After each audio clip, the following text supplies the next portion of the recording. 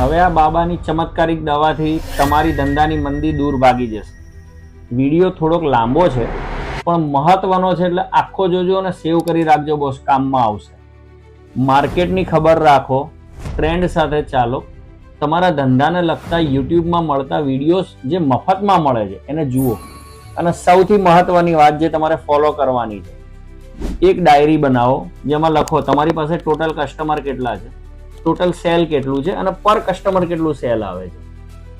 આવતા મહિને નીચે લખવાનું છે આ મહિને નવા કસ્ટમર કેટલા બનાયા, જૂના કસ્ટમર જો ગયા હોય તો કેટલા ગયા, એનાથી જે ડિફરન્સ પડ્યો હોય એ, અને નવા કસ્ટમર આવવાથી જે ડિફરન્સ એડ થયો એને મેન્ટેન કરતા રહેવાની ટ્રાય કરો.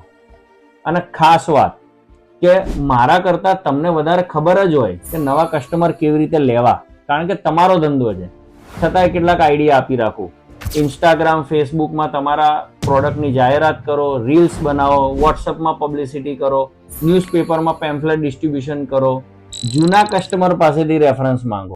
અને બીજી વાત, ઇન્સ્ટાગ્રામ કે ફેસબુકમાં સ્ક્રોલિંગ ઓછું કરશો તો ચાલશે, પણ ધંધાની વાતો તમારા કસ્ટમર સુધી પહોંચાડો, કારણ કે તમારી જવાબદારી છે.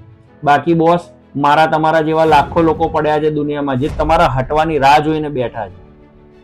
અને જો મારી વાત ખરેખર સારી લાગી હોય ને તો મારી આ બંગાળી બાબાની ફીસ છે, લાઈક કરતા જજો. બાપા સીતારામ.